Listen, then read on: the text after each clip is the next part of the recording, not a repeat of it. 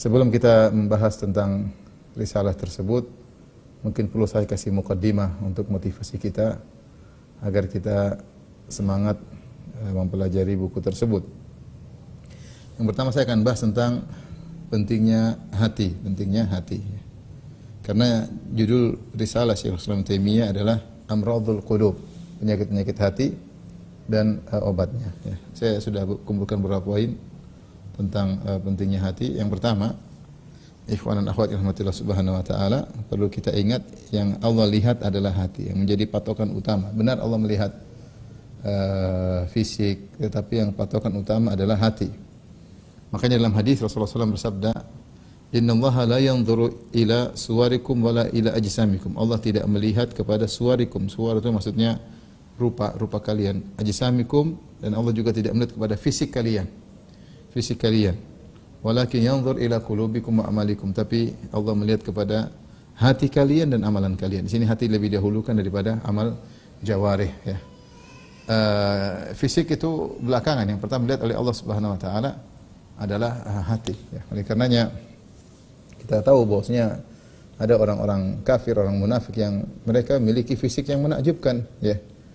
Sebagaimana Allah sebutkan tentang orang munafik, ya, yu'jibuka ajsamuhum, ya, kalau kalian melihat mereka maka penampilan mereka menakjubkan kalian. Wa yaqulu tasma' liqaulihim, ya, kalau mereka berkata kau akan mendengar terhadap perkataan mereka. Mereka pintar berorasi, atau fisik mereka yu'jibuka ajsamuhum, penampilan mereka juga menakjubkan, pandai berorasi. Tapi orang-orang munafik, ya. Yang penting hati, ternyata hati mereka hati yang sakit, ya. Kemudian juga Allah sebutkan dalam beberapa ayat, misalnya Allah berfirman dalam surat Al-Hajj ayat 37 tentang sesembelihan, kata Allah, la yanalallaha luhumuha wala dima'uha walakin yanaluhu taqwa minkum. Kata Allah, tidak akan sampai kepada Allah luhumuha, daging-daging dari sembelihan hewan tersebut, wala dima'uha, demikian juga bukan darah yang kalian alirkan ketika menyembelih, walakin yanaluhu taqwa minkum, akan tapi yang sampai kepada Allah masalah takwa. Artinya takwa yang lebih dahulu, ya, baru kemudian dilihat. Karena kita tahu misalnya kita menyembelih hewan, tentu hewan yang sangat dianjurkan oleh syariat adalah yang paling banyak manfaatnya. Oleh karena yang semakin besar, semakin gemuk, semakin baik, ya. Tetapi yang pertama dilihat adalah hati. Kalau hati sudah rusak, percuma hewan tersebut banyak, ya, percuma hewan tersebut gemuk yang mau kita sembelihkan dan mau kita bagi-bagikan kepada fakir miskin. Yang pertama lihatlah takwa, ketika kita menyembah takwa atau tidak, ya. Makanya Allah mengatakan la yanalallaha luhumuha, tidak akan sampai kepada Allah dagingnya, wala dima'uha, tidak juga darahnya, walakin yanaluhu taqwa minkum, tapi takwa yang paling utama. Oleh karena ketika seorang menyembelih, dia harus ingat bahwasanya ketakwaan yang paling utama keikhlasan, ya, bukan pamer-pamer sapi saya yang paling besar, onta saya yang paling besar, kambing saya yang paling bagus, enggak. Itu nomor 2. Yang pertama lihat adalah ketakwaan. Jika ketakwaan sudah bagus, maka besarnya sembelihan, gemuknya sembelihan punya pengaruh dalam pahala. Tapi yang pertama adalah masalah hati. Demikian juga Allah berfirman dalam surat Asy-Syu'ara ayat 88-89, kata Allah Subhanahu wa taala, yauma la yanfa'u malun wala banun, hari di mana yaitu hari kiamat, la yanfa'u malun wala banun, bahwasanya harta tidak bermanfaat, anak-anak pun tidak bisa menolong. Illa man atallaha biqalbin salim. Ketika di dunia yang paling menolong kita adalah harta kita bisa gunakan untuk membela diri kita. Anak-anak, ya, yang selalu menjaga orang tuanya sehingga seorang bangga memiliki anak-anak yang hebat. Tapi hari kiamat enggak. Kata Allah, illa man atallaha biqalbin salim, kecuali seorang yang bertemu dengan Allah dengan membawa qalbun salim. Qalbun salim itu hati. Qalbun salim di antara maknanya yaitu hati yang selamat dari penyakit-penyakit. Yakinlah kalau hati kita berpenyakit pada hari kiamat, kita celaka. Karena di sini Nabi Ibrahim menyampaikan hal ini dalam Al-Qur'an, ya. Illa man atallaha biqalbin salim. Kecuali orang yang bertemu dengan Allah dengan hati yang bersih, dengan hati yang bersih. Allah sendiri memuji Nabi Ibrahim dengan berkata, "Idz jaa'a rabbahu wa inna min syi'atihi la Ibrahim idz jaa'a rabbahu biqalbin salim." Ya. Dan di antara pengikut Nabi Nuh adalah Ibrahim, ya. Idz jaa'a rabbahu, yaitu yang juga berdakwah kepada tauhid adalah Ibrahim, idz jaa'a rabbahu biqalbin salim, yang datang kepada Rabbnya dengan hati yang bersih, selamat dari penyakit-penyakit. Tapi ini menunjukkan perhatian kita terhadap hati adalah sangat penting, terutama untuk membersihkan hati. Perkara yang kedua, ikhwan dan akhwat yang rahmati Allah Subhanahu wa taala, para ulama mengatakan yang lebih afdal adalah amalul qulub, yang paling afdal adalah amalul qulub daripada amal jawarih. Amal jawarih itu maksudnya amalan anggota tubuh. Maka pembahasan tentang amal qulub lebih utama, perhatian terhadap amal qulub, tentang amalan hati lebih utama. Amal yang benar bagaimana, penyakit bagaimana yang harus dibersihkan agar amal itu menjadi sempurna. Ibnu Qayyim rahimahullah berkata, a'malul qulub hiyal asal wa a'malul jawari taba'un wa mukammilatun. Bahwasanya amalan hati itu adalah landasan, adalah pokok. Amalan hati itu, kata Ibnu Qayyim, a'malul qulub hiyal asal, dia adalah landasan. Wa amalul jawari, adapun amalan anggota tubuh hanyalah taba, itu pengikut, dan mukammilah, sekedar penyempurna. Kemudian beliau mengatakan, wa innan niyata bimanzilatir ruh wal amal bimanzilatil jasad. Niat itu, amalan hati seperti ruh, adapun amal fisik seperti jasad.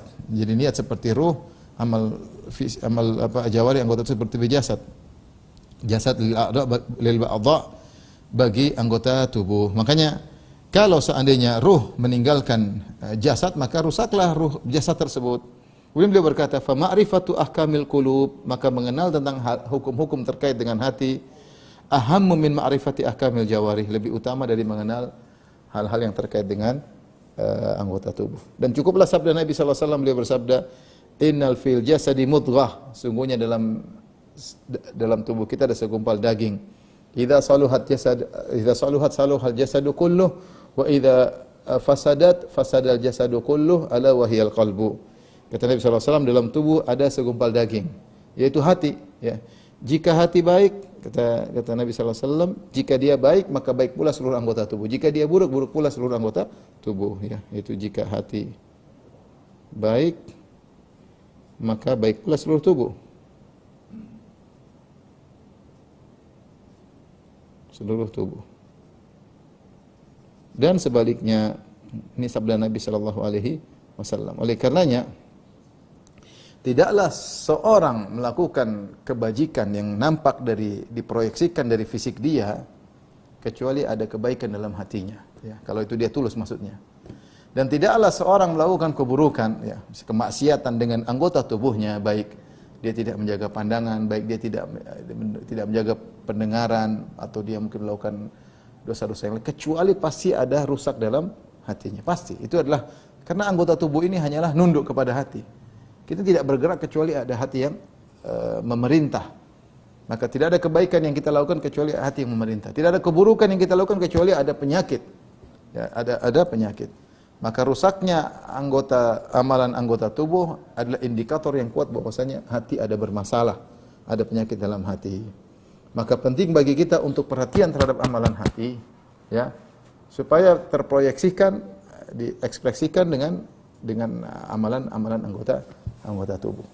Ini menunjukkan bahwasanya kita harus perhatian tentang amalan hati. Dan di antara buku yang paling penting adalah bukunya Syekhul Islam Ibnu Taimiyah rahimahullah taala, risalah singkat tentang Amradul Qulub wa Shifa'uha, penyakit hati dan obatnya. Kemudian di antara hal yang mendukungkan hal ini, pentingnya amalan hati. Ternyata amalan-amalan hati yang bersih sebab masuknya surga. Banyak dalil menunjukkan bahwasanya amalan hati yang bersih adalah sebab masuk surga. Contoh seperti tentang sahabat yang tidak hasad,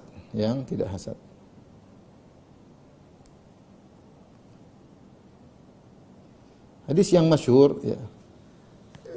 Ketika Abdullah bin Amr bin Al-As, ketika Nabi dan para sahabat sedang duduk, tiba-tiba Nabi berkata, yatlu alaikum rajulun min ahlil jannah, akan lewat sekarang seorang lelaki penghuni surga. Tiba-tiba lewat seorang Ansari, baru selesai wudu sambil memegang sendalnya dan jenggotnya masih ada basah. Kemudian besok harinya Rasulullah SAW mengucapkan pernyataan yang sama. Yatlu alaikumul ana rajul min ahli jannah. Ada seorang penghuni surga lewat. Ternyata orang itu lagi.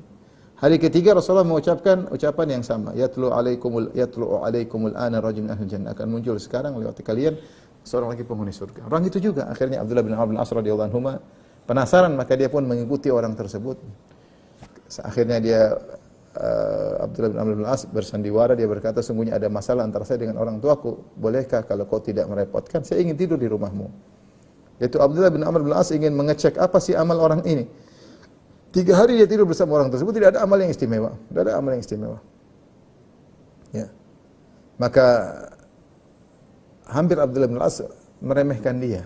Maka akhirnya Abdullah bin Amr bin As radhiyallahu anhu mengaku, dia bilang, wahai fulan, wahai Abdullah, sungguhnya tidak ada masalah antara aku dengan orang tuaku. Cuma 3 hari berturut-turut Nabi bilang engkau penghuni surga.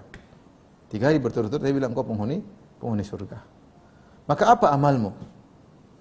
Orang tersebut mengatakan, ma hiya illa ma ra'ait. Tidak ada ma huwa illa ma ra'ait. Tidak ada amal yang diriku yang aku lakukan kecuali yang kau lihat. Itu yang 3 hari kau bersama, itulah amalanku. Abdullah bin Amr bin As radhiyallahu anhu bingung, amal apa? Biasa-biasa tidak ada yang istimewa. Kata Abdullah bin Amr bin As radhiyallahu anhu, falamma wallait nadani. Tatkala aku pergi hendak meninggalkan dia, maka dia panggil. Kata dia, wahai fulan, wahai Abdullah, tidak ada amalku kecuali yang kau lihat. Hanya saja aku tidak pernah hasad ya kepada kenikmatan yang Allah berikan kepada siapapun. Subhanallah. Ini orang masuk surga karena punya amal yang luar biasa, tidak hasad, dan itu tidak mudah. Maka yaitu penyakit hati ini hilang dari dirinya dan luar biasa. Aku tidak pernah hasad. La ahsudu ala nikmatin an'amallahu, ya, tidak pernah aku hasad kepada nikmat yang Allah berikan kepada siapapun. Ketika mendengar hal tersebut, maka Abdullah bin Amr bin As berkata, hadzal ladzi la nutiquhu. Ini yang tidak bisa kita lakukan. Ini yang berat. Artinya dia masuk surga karena tidak hasad. Contoh lagi, seperti wanita yang berkulit hitam yang masuk surga karena sabarnya. Sabar, amalan hati luar biasa. Abdullah bin Abbas pernah berkata, ala adullukum ala imra'atin min ahlil jannah. Maka aku tunjukkan kepada kalian seorang wanita penghuni surga. Siapa dia? Hadhil mar'atus sauda. Atatin Nabiy sallallahu alaihi wasallam, wanita berkulit hitam. Secara fisik berkulit hitam. Dia datang kepada Nabi sallallahu alaihi wasallam. Dia berkata, ya Rasulullah, inni usra wa inni atakashaf.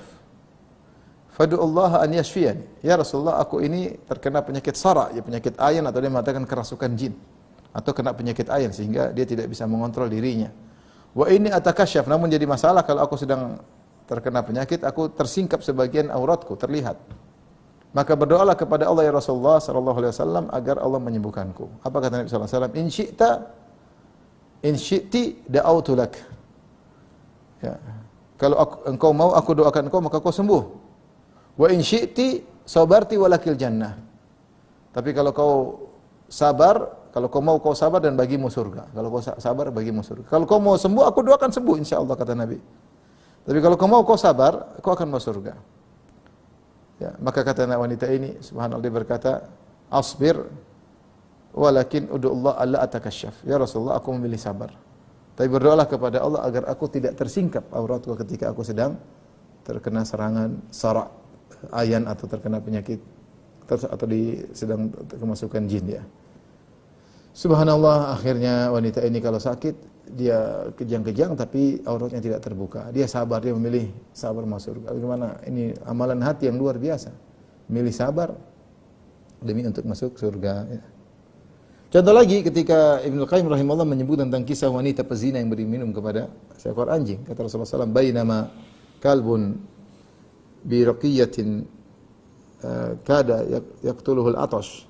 Ketika ada seekor anjing di sekitar sumur, hampir-hampir anjing ini tewas karena saking hausnya. Idra'athu baghiyun min baghi Bani Israil. Tiba-tiba ada seorang wanita Bani Israil yang menolong anjing ini. Fanaza'at muqaha, dia lepaskan sepatunya, kemudian nazalat fil bi'r, dia turun ke sumur, kemudian dia isi air. Fasaqathu, kemudian dia beri minum kepada anjing tersebut. Faghafarallahu laha bihi, maka Allah pun ampuni wanita ini karena amalnya tersebut. Ibnu Qayyim menjelaskan, tidak semua orang beri minuman kepada hewan, beri makan kepada hewan masuk surga. Tapi ini spesial, kenapa? Dia ikhlas. Ikhlasnya luar biasa. Ikhlasnya luar biasa.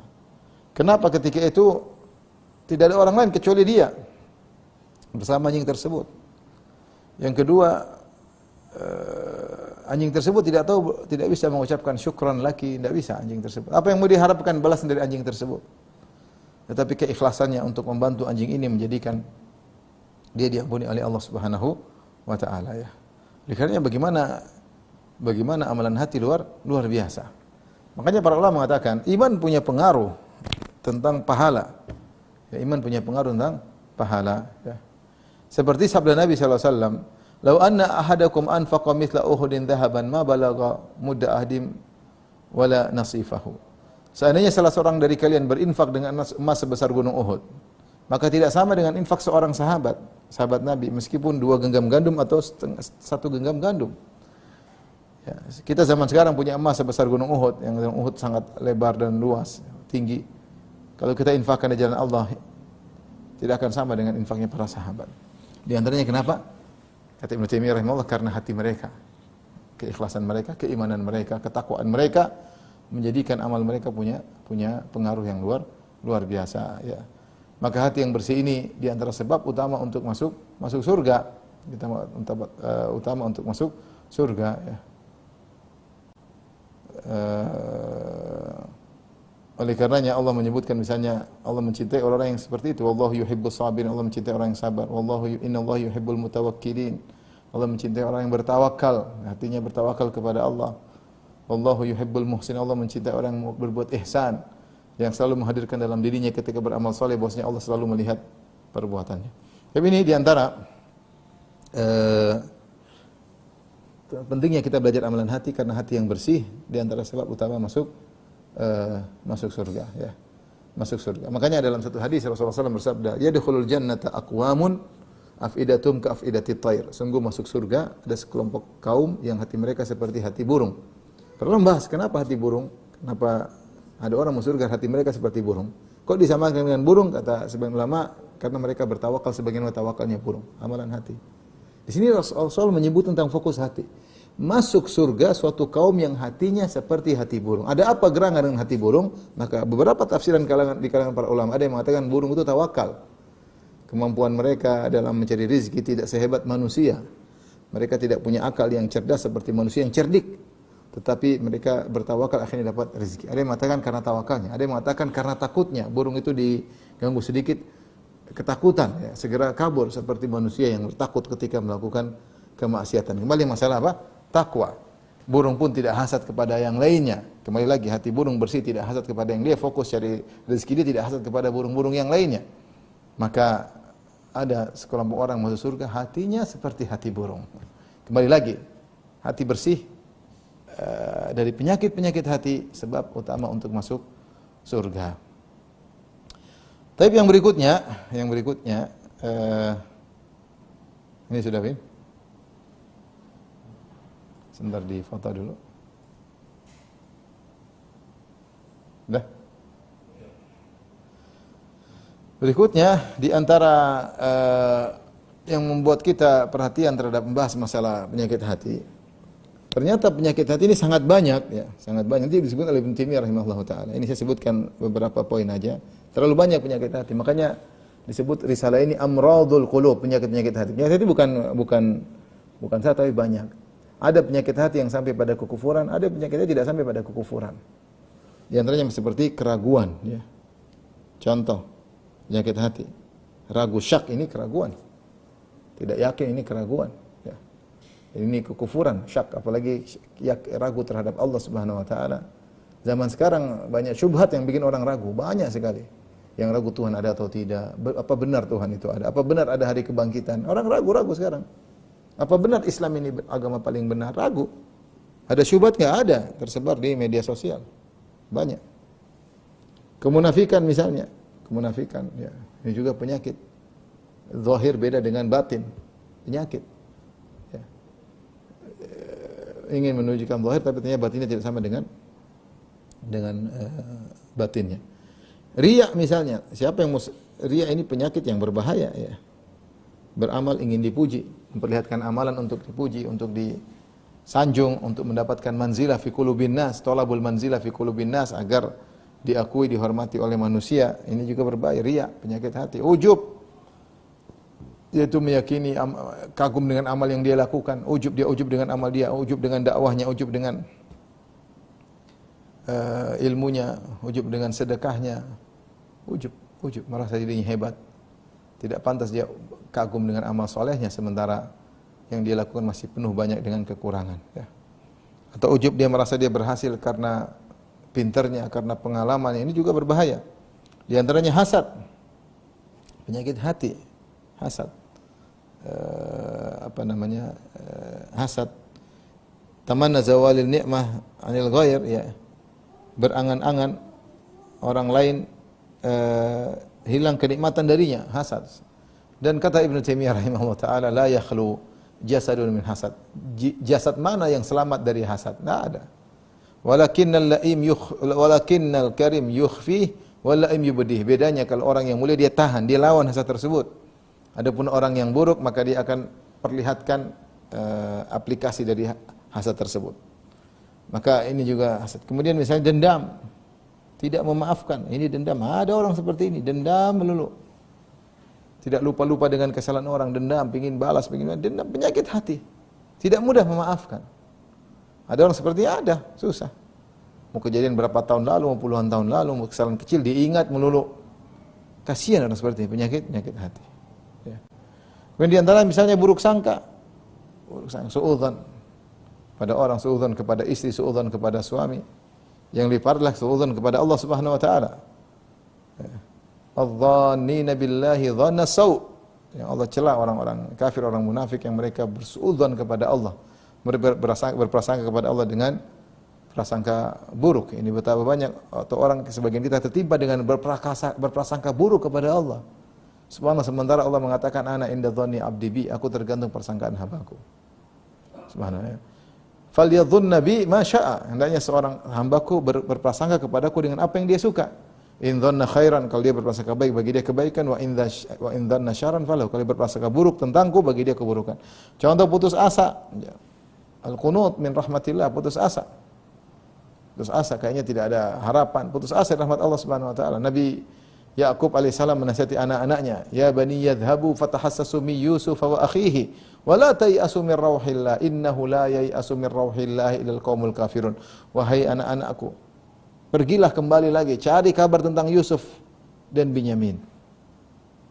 Wala tayasu min rauhillah, dan jangan kalian putus asa pertolongan Allah.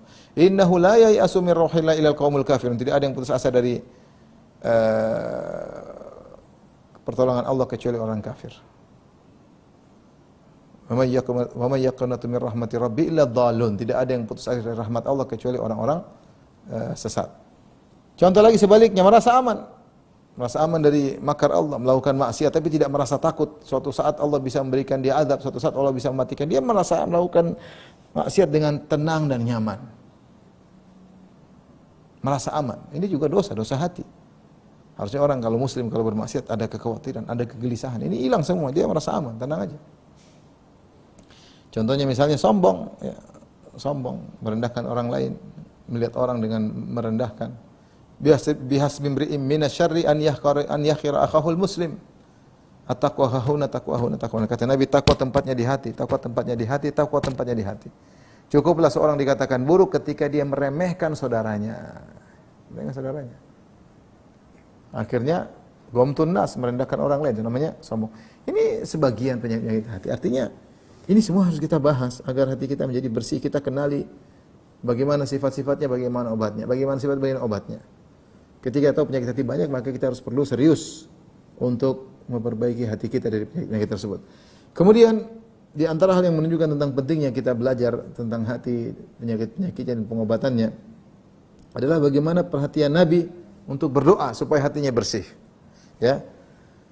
Di antara doa Nabi sallallahu alaihi wasallam, ini kita ulang-ulang. Rasulullah bersabda, wa as'aluka qalban saliman wa lisanan dzakiran. Dalam doa yang panjang di antaranya Rasulullah berdoa, wa as'aluka qalban saliman, aku mohon kepada engkau hati yang salim, yaitu salim maksudnya bersih dari penyakit-penyakit. Wa lisanan dzakiran, dan aku mohon kepada engkau ya Allah agar memberikan lisan yang suka berzikir. Ini doa minta qalbun salim. Di antaranya doa Nabi sallallahu alaihi wasallam, ya, waslul sakhimata qalbi, ya. Kata Nabi sallallahu alaihi wasallam di antaranya waslul, ya, waslul sakhimata qalbi. Ya Allah, waslul itu tariklah, cabutlah. Cabutlah penyakit hatiku.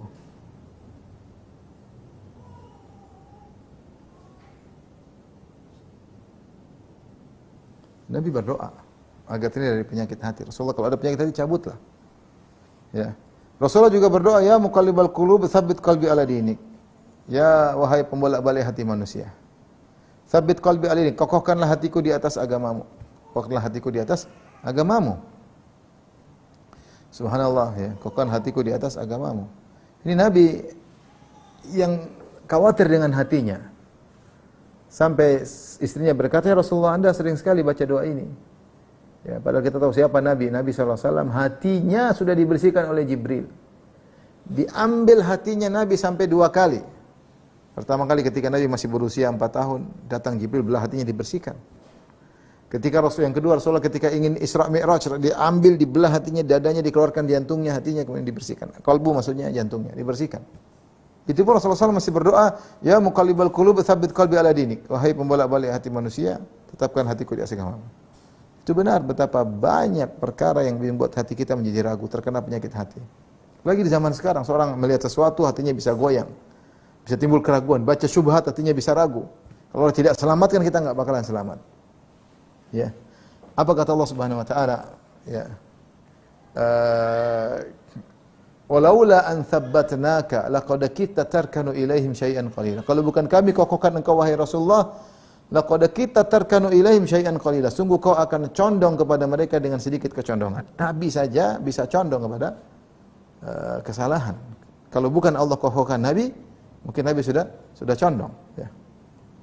Oleh karenanya Nabi berdoa. Nabi mengatakan ketika ditanya, "Kenapa Anda sering baca doa ini?" Kata Nabi sallallahu alaihi wasallam, "Innal quluba baina usbu'aini min asabi'ir rahman yuqallibuha kaifa yasha."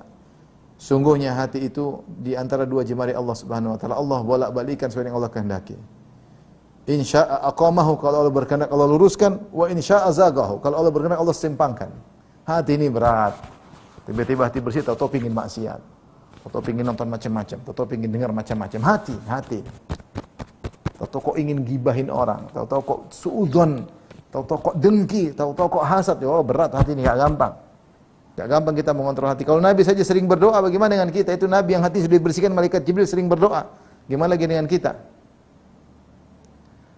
Oleh karena perkara bukan perkara yang mudah. Ya, maksud saya kita ini begitu banyak mempelajari fikih, tapi kita kurang belajar fikih hati. Penting kita belajar penyakit hati dan bagaimana pengobatannya. Dan di antara doa Nabi sallallahu alaihi wasallam, ya musarrifal qulub, sarrif qalbi ala ta'atik. Wahai pemutar pembolak yang memindahkan hati dari satu ke tempat yang lain. Sarrif qalbi ala ta'atik, yaitu palingkanlah hatiku di atas ketaatanmu. Apa bedanya doa pertama dan kedua? Kalau doa pertama, ya Rabbku yang bolak-balikkan hati, tegarkan hatiku di atas agamamu. Yang kedua, wahai Allah ya Rabbku yang memalingkan hati dari tempat ke tempat. Hati ini bisa berpaling. Dia akan berpaling, kalau dia berpaling ya Allah, palingkan dari satu ketaatan ke ketaatan yang lain. Dari tadinya pingin baca Quran, pindah pingin dengar ceramah, pindah pingin sholat malam, tiba-tiba ingin bersedekah, tiba-tiba ingin nyambung silaturahmi, hati semua yang gerakkan nih. Tiba-tiba pingin baca tafsir, tiba-tiba pingin bersedekah, palingkan ya Allah dari satu kebaikan-kebaikan yang lain. Ya akhi, betapa berat kita kontrol hati. Tadinya hati pingin sedekah, tahu-tahu pingin maksiat. Kalaupun hati harus berpaling, maka berpaling dari suatu ketaatan ke ketaatan. Ini dua makna yang berbeda ya. Yang pertama ya muqallibal qulub tsabbit qalbi ala dinik, yang kedua ya musarrifal qulub sarrif qalbi ala ta'atik. Dua-duanya hendaknya kita baca. Hati ini susah kita kontrol. Taib. Rasulullah juga mengabarkan bahwasanya manusia yang terbaik adalah manusia yang membersihkan hatinya. Ketika ada yang bertanya, ya Rasulullah, ayyun nasi afdal? Manusia mana yang paling afdal? Manusia mana yang paling mulia?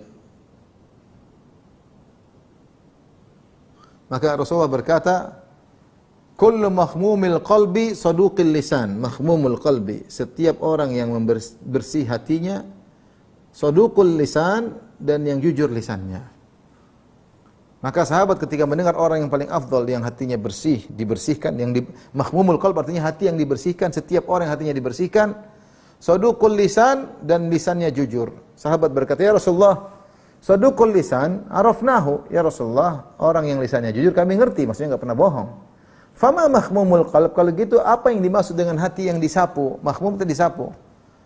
Jadi maksudnya mahmumul bait yaitu rumah yang disapu. Rumah itu ada kotoran disapu lagi, atau ada kotoran disapu lagi. Apa maksudnya hati yang disapu? Ini isyarat bahwasanya hati itu kotor, terkadang hinggap kotoran-kotoran dalam hati ini. Hasad, dengki, dongkol, tidak mau memaafkan, masuk dalam dada. Maka perlu dibersihkan setiap hari. Makanya dikatakan mahmum. Mahmum itu yang disapu, dibersihkan. Maka Rasulullah menjelaskan ini maksud dengan mahmumul qalb, yaitu hati yang disapu, yaitu dibersihkan dari penyakit-penyakit. Kata beliau, huwa taqiyyun naqi, yang bertakwa, yang bersih, la itsma alaihi, tidak ada keinginan bermaksiat, la baghin wala baghin, tidak ada keinginan berbuat zalim, wala ghil, tidak ada dengki, tidak ada hasad. Ini adalah manusia terbaik yang hatinya bersih. Bertakwa, takut kepada Allah untuk melakukan maksiat. Takut dia melakukan maksiat. Tidak ada dosa di atasnya, tidak ada keinginan bermaksiat. La baghi, tidak ingin berbuat zalim, tidak dengki dan tidak hasad. Ternyata ini adalah manusia yang terbaik dan bersihkan hatinya.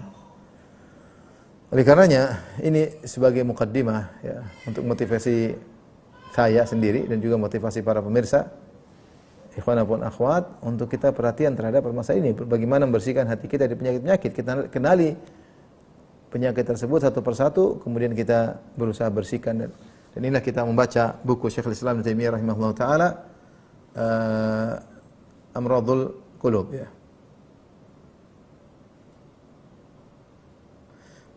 Termaktub dalam Majmu' Fatawa jilid 10 ayat 91. Saya bacakan, kita bacakan mukaddimah dari buku ini.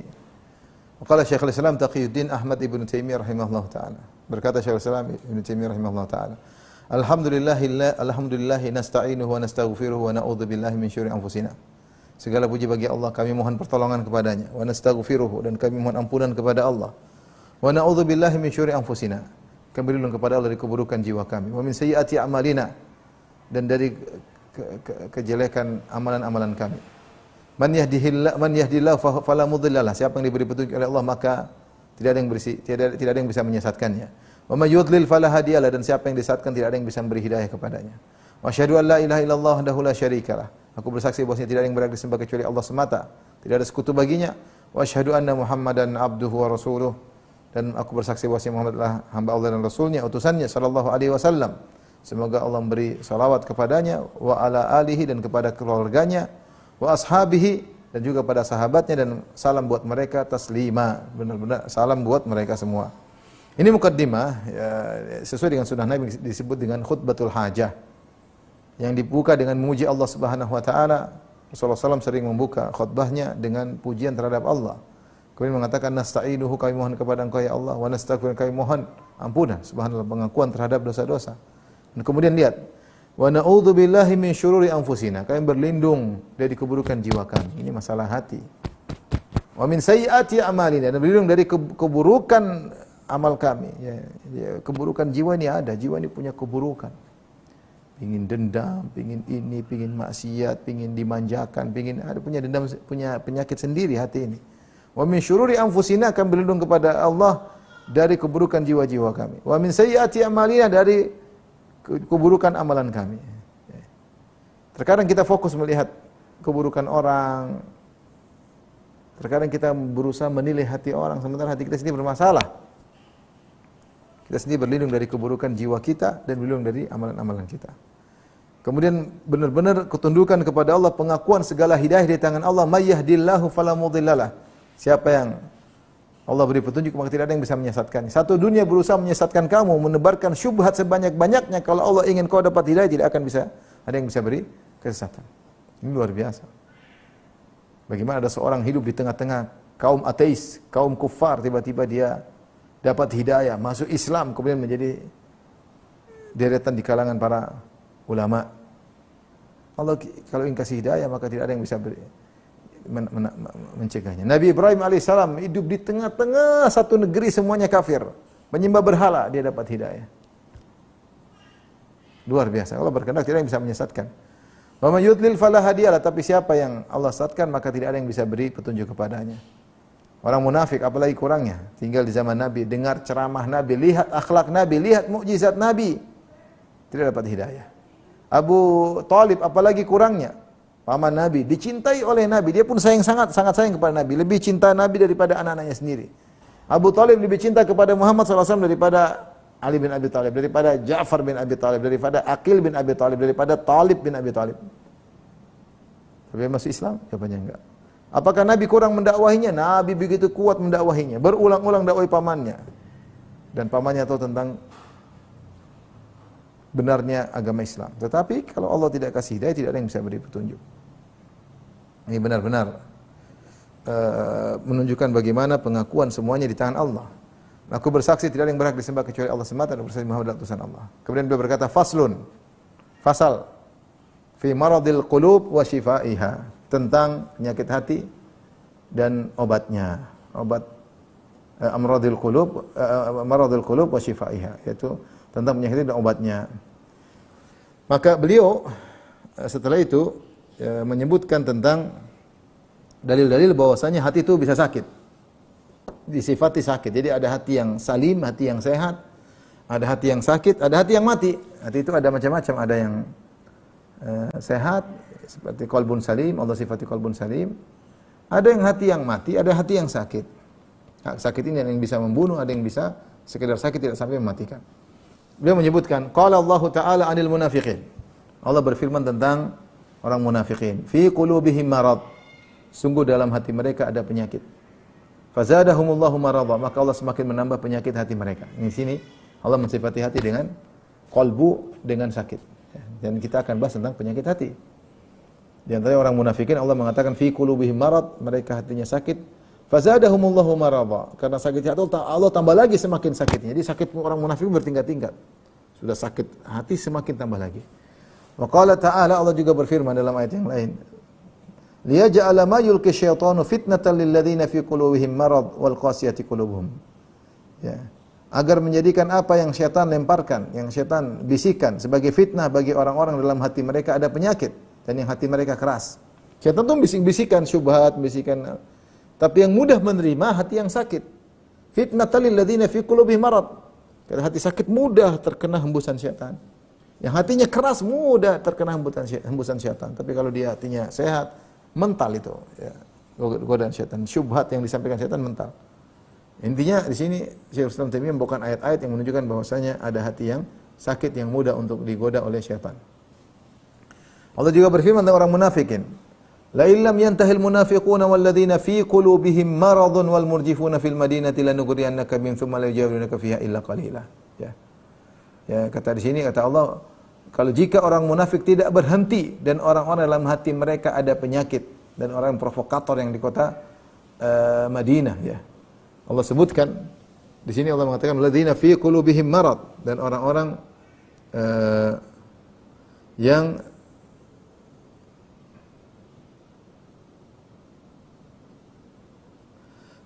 yang murjifun, yang hati, walladzina fi qulubihim marad, surah Al-Ahzab ayat 60. Walladzina fi qulubihim marad, orang-orang yang hatinya ada penyakit, wal murjifuna fil Madinah, yaitu orang-orang yang provokator yang menyebarkan berita-berita dusta. Lanughriyannaka bihim, sungguh kami akan perintahkan engkau wahai Muhammad untuk merangi mereka, thumma la yujawirunaka fiha illa qalila, dan mereka tidak akan bertinggal bersama kalian wahai Muhammad di kota Madinah kecuali hanya sebentar saja. Tapi di sini intinya Allah mensifati ada walladzina fi qulubihim marad, orang-orang yang dalam hati mereka ada penyakit. Demikian juga ayat yang lain Allah berfirman, la yartabal ladzina utul kitaba wal mu'minun, orang-orang yang diberi Alkitab tidak ragu dan juga orang mukmin tidak ragu. Wal yaqulal ladzina fi qulubihim marad, dan agar orang-orang dalam hati mereka ada penyakit berkata, wal kafirun, demikian orang kafir, madza aradallahu bihadza mathala, apa maksud Allah dengan buat perumpamaan ini?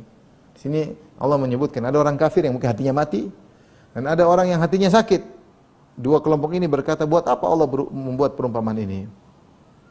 Ini dalil tentang bahwasanya ada hati-hati yang sakit. Setelah itu Ibnu Taimiyah rahimahullah juga menyebutkan tentang ada obat bagi hati yang sakit. Kata Allah, "Qad ja'atkum mau'izatun min rabbikum wa shifaa'un lima fis sudur wa huda wa rahmatul lil mu'minin." Ini ayat penting ya. Surat Yunus ayat 57 ya. Jadi kita sebutkan hati ya, ada yang salim, ada yang mati, ada yang sakit. Dalilnya tadi Ibnu Taimiyah sebutkan banyak sekali. Banyak dalil yang menunjukkan hal ini. Menunjukkan hati yang sakit. Tetapi ingat, ada juga obat buat hati yang sakit. Seperti Al-Quran, kata Allah dalam surat Yunus ya, 10 ayat 57.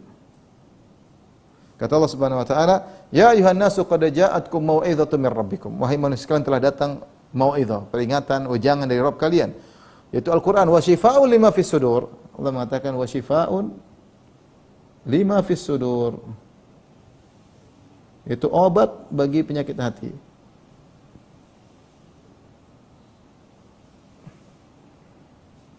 Wa huda wa rahmatal lil mu'minin. Wa huda wa rahmatul lil mu'minin. Petunjuk dan rahmat bagi kaum mukminin.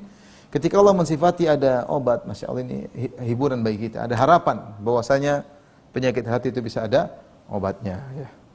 Kemudian juga dalam surat Al-Isra, ini juga penting. Ya. Kata Allah Subhanahu Wa Taala, wa nunazzilu minal Qur'ani ma huwa syifaa'u wa rahmatul lil mu'minin. Dalam surat Al-Isra 82. Berikutnya Quran 17 ayat 82. Kata Allah, wa nunazzilu minal Qur'an. Kami turunkan Al-Qur'an itu ma huwa syifaa'u wa rahmatul lil mu'minin.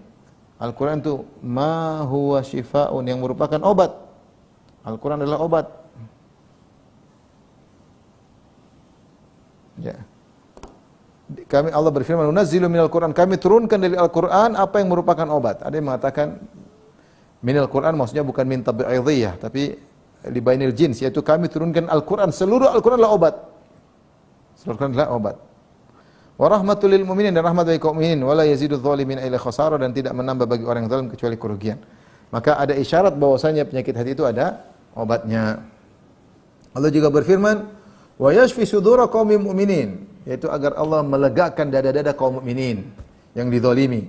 Wa yudhiba ghaidha qulubihim, agar kejengkelan hati mereka bisa pergi. Jadi Allah juga mengobati agar hati kaum mukminin menjadi lapang karena kejengkelan mereka bisa hilang. Ini juga menunjukkan Allah mengobati hati kaum mukminin. Tapi ini semua dalil bahwasanya ada namanya sakit, hati bisa sakit, dan ingat ada juga obatnya, Setelah itu Syekhul Islam Taimiyah rahimahullah taala mulai menyebutkan dua model penyakit ya. Saya sudah ringkaskan, perhatikan saya bacakan. Beliau pertama disebut tentang penyakit badan. Wa maradul badan, adapun penyakit badan, khilafu sihhatihi wa salahihi, yaitu lagi tidak sehat dan lagi tidak kondusif dan lagi tidak baik, badan lagi sehat, lagi sakit. Wa huwa fasadun yakunu fihi, yaitu ada penyakit, ada kerusakan dalam badan tersebut. Yafsudu bihi idrakuhu wa harakatuhu tabi'iyah. Adalah penyakit badan itu ada kerusakan, ketidaknormalan, ya. Ada kerusakan tidak normal, dan kerusakan atau tidak normal tersebut ada dua model. Pertama, yafsudu bihi idraku harakatuhu. Yang pertama, indranya, idraknya, daya tangkapnya rusak. Ini rusak. Yang kedua, harakatuhu at-tabi'iyah, sifat-sifat badan juga rusak. Ini bisa penyakit dalam badan ada dua, kadang indranya, daya tangkapnya rusak, kadang sifat-sifat tabiat badan tersebut rusak, tidak normal. Kemudian beliau sebutkan, fa idrakuhu imma an yadhhab kal ama wa samam wa imma an yudrika al asya' ala khilafi ma hiya alaihi. Kama yudrikul hulwa murran wa kama yukhayyalu ilaihi asya', yukhayyalu ilaihi asya'u la haqiqata laha fil kharij. Kata dia, adapun rusak secara idrak, kata Ibnu Taimiyah ini bicara tentang penyakit badan karena dia ingin mengkiaskan dengan penyakit hati. Jadi penyakit ada dua, penyakit menimpa badan, penyakit menimpa hati. Penyakit badan pun ada macam-macamnya. Pertama, penyakit ada kerusakan yang bisa merusak daya tangkap atau indera. Seperti kerusakan yang menghilangkan indera secara total, seperti menyebabkan buta atau tuli. Ini indera penglihatan hilang secara total, indera pendengaran secara total. Ini salah satu bentuk penyakit badan. Yang terkadang terkadang indera tersebut atau daya tangkap tersebut menangkap yang salah, menyelisih hakikat, menyelisih hakikat. Manis terasa pahit karena dia lagi sakit, dia makan yang manis kok terasa pahit, atau dikhayalkan kepada dia sesuatu yang tidak benar, dia melihat sesuatu yang tidak hakikatnya karena lagi sakit badannya, daya tangkapnya salah. Orang kalau terkadang ngigau, terkadang misalnya sakit parah, malaria tinggi, dia kadang-kadang melihat sesuatu yang tidak dia lihat. Bukan ada sesuatu, tapi karena dia lagi tidak normal, sehingga terjadi kerusakan dalam idraknya, cara daya tangkapnya. Bisa hilang secara total seperti buta, tuli, dan bisa tadi menghayalkan sesuatu yang menyelisih hakikat. Ini kerusakan model pertama. Adapun kerusakan model kedua adalah rusaknya harakatut tabi'iyah. Harakat tabi'iyah, saya bacakan kata Ibnu Taimiyah, wa amma fasadu harakat tabi'iyah famithlu an tad'ufu quwwatuhu anil hadam. Adapun rusaknya sifat-sifat fisik tubuh yang harusnya berjalan, rusaknya seperti tidak kuat pencernaannya, tidak kuat lagi. Orang udah rusak, salah lambungnya rusak, pencernaannya tidak kuat lagi seperti sedia kala, dan ini menunjukkan ada sakit. Aw mithlu an yubghidha al-aghdhiyata allati yahtaju ilaiha, atau seperti tiba-tiba jiwa ini sifatnya berubah. Dia benci dengan makanan-makanan yang bermanfaat bagi dia. Ini manfaat tapi dia enggak suka. Dia enggak suka makan gizi-gizi, dia enggak suka. Sebaliknya wa yuhibbul asya' allati tadhurruhu. Dia mencintai perkara-perkara, dia suka perkara yang bisa merusaknya, bisa merusak, mungkin suka gula terlalu banyak, suka racun-racun yang bisa merusak badannya, tapi dia suka. Ini kenapa ada kerusakan yang merusak sifat normal badan tersebut. Wa yahsulu lahu minal alam bihasabi dzalik. Maka akhirnya semakin dia suka perkara yang buruk, akan timbul penyakit-penyakit sesuai dengan apa yang dia konsumsi tersebut. Walakin ma'adzalikal marad, jadi disebutkan sini ya. Jadi rusak tubuh itu bisa dua, contoh lemah pencernaan, yang tidak suka dengan makanan yang dibutuhkan, menyukai perkara yang memudaratkan. Tetapi kata Syekhul Islam Taimiyah, walakin ma'adzalikal marad lam yamut wa lam yahlak. Tetapi meskipun ada penyakit tersebut, badan ini belum mati, belum rusak. Bal fihi na'u quwwatin ala idrakil harakatil iradiyah, tapi masih ada sedikit kekuatan yang masih bisa menangkap gerakan yang dia kehendaki. Fil jumlah, secara global masih ada kekuatan. Ya. Fa yatawalladu min dzalika alamun yahsulu fil badan. Maka karena ada penyakit, maka timbullah penyakit. Karena hati lagi rusak, ada kerusakan, maka timbullah penyakit dalam badan. Karena badan ada kerusakan, maka timbullah sakit, rasa sakit dalam badan. Imma bisababi fasadil kamiyati awal kaifiyah, karena mungkin rusaknya jumlah atau kuantitas maupun kualitas. Fal awal imma naqsul maddah fayahtaju ila ghidha, misalnya rusaknya kuantitas, yaitu misalnya masih ada unsur yang kurang, maka dia butuh gizi tersebut. Dia kurang makan ini, kurang ini, maka badannya sakit. Wa imma bisababi ziyadatiha, atau sebaliknya terlalu banyak makan, gizi tersebut berlebihan sehingga akhirnya dia sakit. Fayahtaju ila istifraq, maka perlu dikeluarkan. Dia disebutkan ini contoh kuantitas yang ada dalam tubuh lagi rusak, kurang gizi atau kebanyakan gizi sehingga merusak tubuh. Wa tsani ka quwwatin fil hararah wal burudah kharijin anil i'tida' fayudawa, ya. Atau yang kedua seperti kondisi fisik yang tidak kuat karena di luar terlalu panas atau terlalu dingin, keluar daripada cuaca yang sesungguhnya, maka dia butuh diobati, ya. Tapi ini maksudnya Ibnu Taimiyah rahimahullah berbicara tentang model-model penyakit yang menimpa badan. Intinya penyakit badan itu ada bisa merusak idrak, yaitu daya tangkap atau indera, dan ada yang bisa merusak kebiasaan tubuh, sudah sebagaimana kita jelaskan tadi, ya. Kemudian beliau masuk dalam penyakit hati, ya. Beliau mengatakan wa kadzalika maradul qulub. Ya, ini beliau ingin menyampaikan analogi. Sebagaimana kita tahu penyakit jiwa itu, penyakit badan itu begini-begini modelnya, ketahuilah Qalbu juga punya penyakit. Wa kadzalika maradul qalbi. Demikian juga penyakit hati. Huwa nau'u fasadin yafsudu bihi tasawwuruhu, yaitu kerusakan, semacam kerusakan yang ada dalam qalbu sehingga merusak qalbu tersebut. Ya. Apa yang rusak? Ada dua model kerusakan dalam qalbu. Yang pertama rusak tasawwuruhu, yaitu penggambaran dalam hati itu salah. Fatasawwuruhu rusak, ini rusak. Yang kedua, rusak iradah, keinginannya. Wa iradatuhu. Fatasawwuruhu bisyubhat, adapun rusak penggambaran hati karena ada syubhat, kena syubhat. Allati ta'ridu lahu hatta la yaral haq. Syubhat yang masuk ke hatinya sehingga dia tidak bisa melihat kebenaran. Akhirnya apa? Tidak bisa melihat kebenaran. Atau sebaliknya, au yarahu ala khilafin ma huwa alaihi, atau melihat keterbalik. Kebatilan dilihat sebagai kebenaran, kebenaran dilihat sebagai kebatilan. Kenapa? Ada syubhat yang merasuk dalam qalbunya. Ini kerusakan hati disebabkan karena syubhat. Atau yang kedua, merusak iradahnya. Wa iradatuhu bihaitsu yubghidul haq. Keinginan hati jadi rusak karena apa? Akhirnya membenci kebenaran yang bermanfaat. Yubghidul haqqan nafi'. Gara-gara iradahnya rusak, keinginan hati rusak, akhirnya dia benci kebenaran yang bermanfaat. Wa yuhibbul batilad dar. Sebaliknya malah cinta dengan kebatilan yang beri mudarat. Falihada yufassarul maradu taratan bisyak. Oleh karenanya penyakit hati terkadang ditafsirkan oleh para ahli tafsir dengan asyak raib, yaitu tentang keraguan. Ya. Kama fassara Mujahid, sebagaimana Mujahid wa Qatadah menafsirkan firman Allah fi qulubihim marad, dalam hati mereka ada penyakit, aisyak, ada keraguan dalam hati, dalam penyakit ada dalam hati mereka, ya. Wa taratan yufassaru bi syahwati zina. Terkadang ditafsirkan dengan syahwat. Fi qulubihim marad, sungguhnya dalam hati mereka ada penyakit, maksudnya syubhat. Syahwatu zina, ingin berzina. Kama fusira bi qauluhu, sebagaimana ditafsirkan firman Allah, fayatma alladhi fi qalbihi marad. Maka orang yang dalam hatinya punya penyakit akan condong kepada suara wanita yang mendayu-dayu. Maksudnya penyakit syahwat. Maka yang menimpa merusak, di antaranya merusak hati ada dua, yaitu syubhat dan syahwat. Syubhat dan syahwat, ya.